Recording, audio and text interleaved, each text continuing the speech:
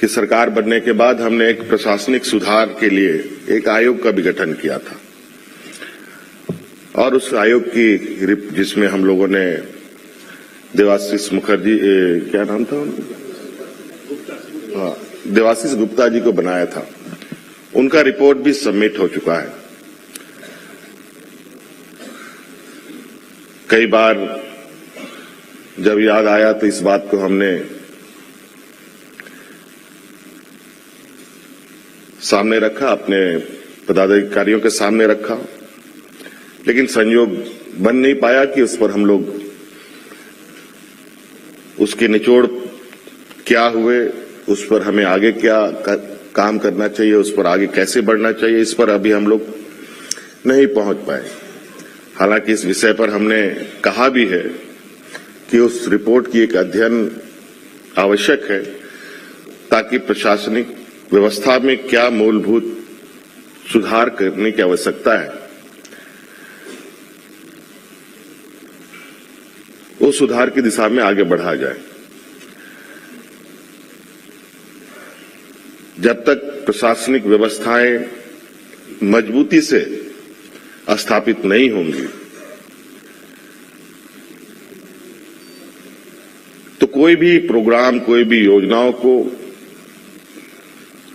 सही तरीके से अमल में लाना भी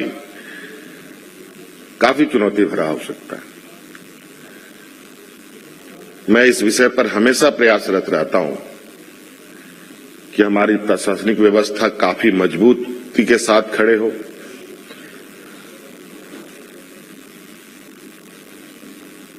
उनकी समस्याओं का समाधान हो। हमें कई जगह अलग अलग राज्यों में घूमने का मौका मिलता है, कभी कभी किसी समारोह में भी जाने का मौका मिलता है, कोई सरकारी प्रोग्राम के माध्यम से भी जाने का मौका मिलता है। उन सब जगहों में भी प्रशासनिक व्यवस्थाओं को थोड़ा हम समझने की कोशिश करते हैं।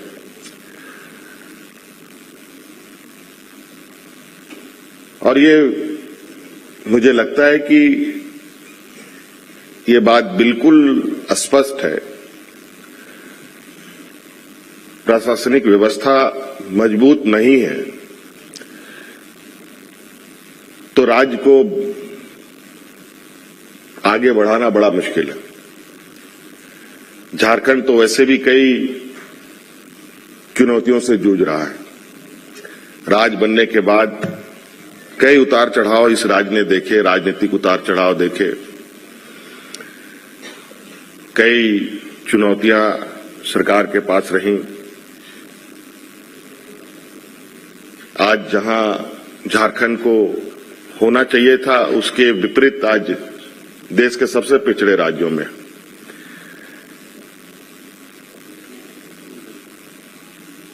और ये शब्द मुझे बहुत कचोटता है कि आखिर ऐसा कौन सा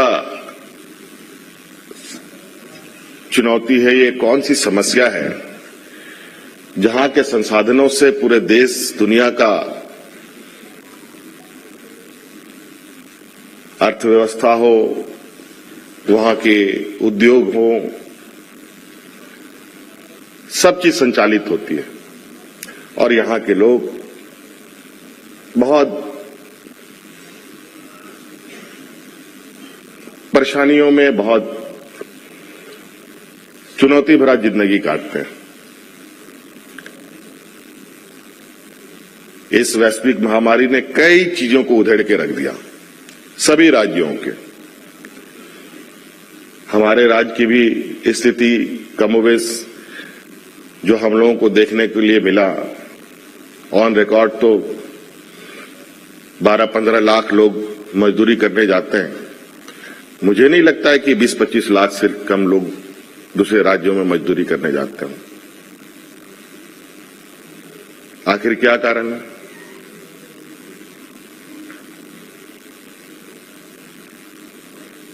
या तो फिर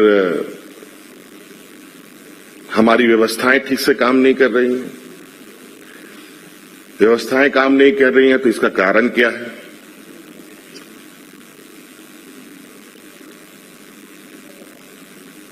लाखों की फौज की ये सरकारी व्यवस्था, प्रोजेक्ट बिल्डिंग से लेकर प्रखंड कार्यालय तक, यहां तक कि पंचायतों तक हमारी सरकारी व्यवस्थाएं खड़ी हैं।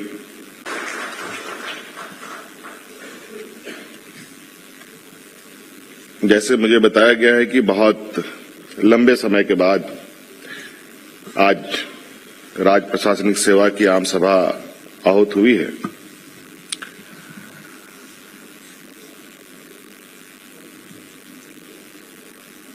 जब से हमने ये राज्य का कार्यभार संभाला है, उस समय से आज तक का यात्रा आप लोगों के सामने है। सरकार बनने के बाद सरकार ठीक से बैठी भी नहीं थी। कोरोना जैसा महामारी हमारे सामने एक चुनौती बनकर आया। लगभग 2 साल काफी उथल पुथल का वर्ष रहा है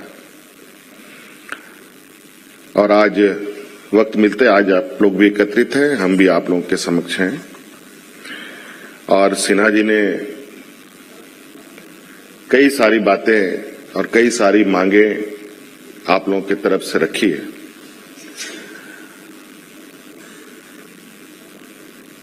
मेरा ये मानना है, राज्य प्रशासनिक सेवा के पदाधिकारी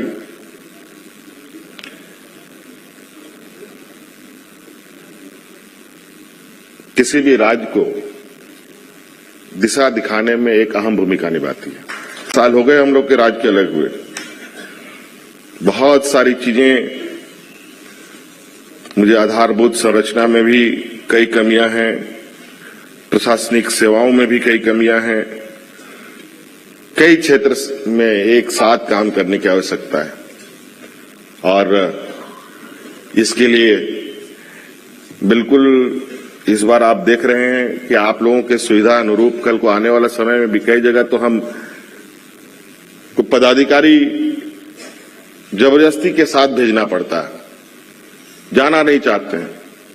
कई ऐसे हमारे राज्य हैं, जिले हैं राज्य में, जहां कुछ आधारभूत संरचनाओं की घोर कमियां हैं। न सही अस्पताल, न सही स्कूल, न सही कहा जाए कि वहां का वातावरण। अब कोई डीसी किसी जिले में भेजे जाते हैं, वो भी अपना परिवार के साथ जाता है, लेकिन बच्चों को पढ़ाएगा कहां?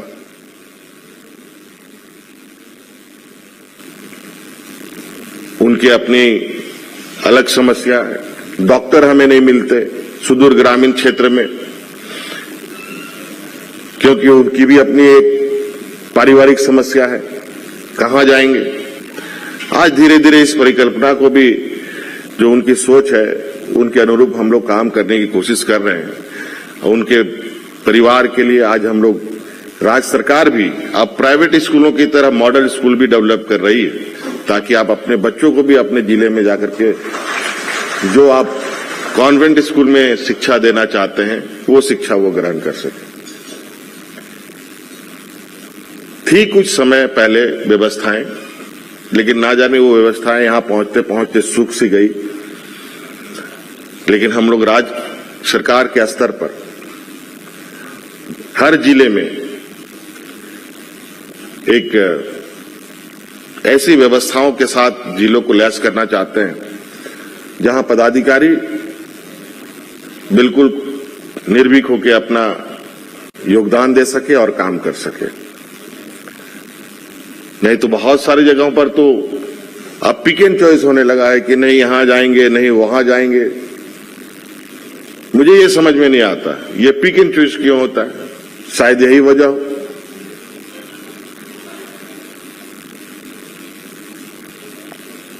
हमारे राज्य में नक्सल प्रभावित क्षेत्र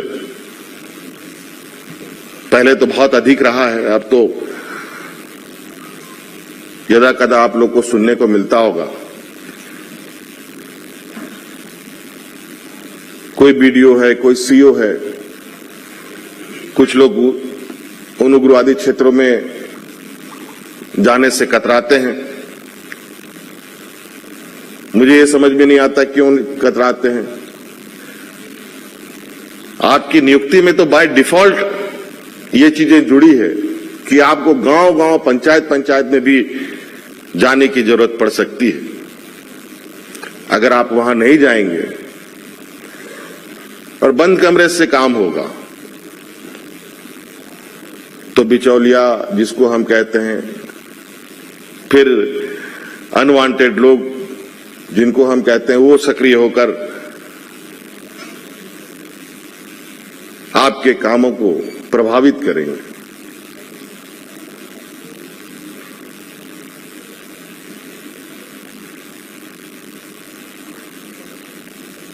मैं नहीं कहता कि हर चीज 100% परफेक्ट हो सकता है, लेकिन मैं इतना जरूर कह सकता हूं कि मैक्सिमम परफेक्शन को हम अंजाम दे सकते हैं। थोड़ी बहुत रहेगी खामियां, उसको सुधारा जा सकता है। कहीं ऐसा हो कि कुछ ऐसी समस्या ऐसी उत्पन्न हो जाए कि उस समस्या का समाधान ही आने वाला समय में ना मिल पाए।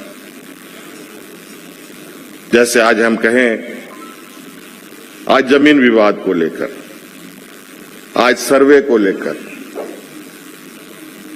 हमारे इस राज्य में कई नियम कानून पूर्व से चले आ रहे हैं, जैसे सीएनटी एसपीटी कानून है, जहां पर आज के दिन में भी खतियानों में दादा परदादाओं का नाम है। उनको शायद हमारे पिताजी ने भी नहीं देखा होगा, उनका नाम है। और आज आने वाली पीढ़ी जो है वो इस चीजों को बहुत सही तरीके से ना समझ की वजह से कई विसंगतियां खड़ी हो रही हैं और उसका लाभ गलत सलत लोग ले लेते हैं।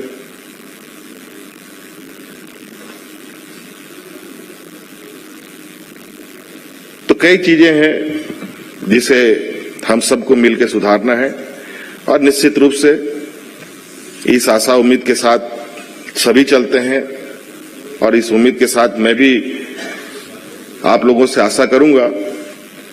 और मैंने पहले भी कहा कि आप सभी लोगों का ख्याल रखना सरकार की जिम्मेवारी है और आपका ख्याल रखना राज्य की जिम्मेवारी है। और आपकी इन सभी मांगों को मैं सहानुभूतिपूर्वक अतिशीघ्र समाधान करने का आपको आश्वस्त करता हूं। धन्यवाद। जोहार।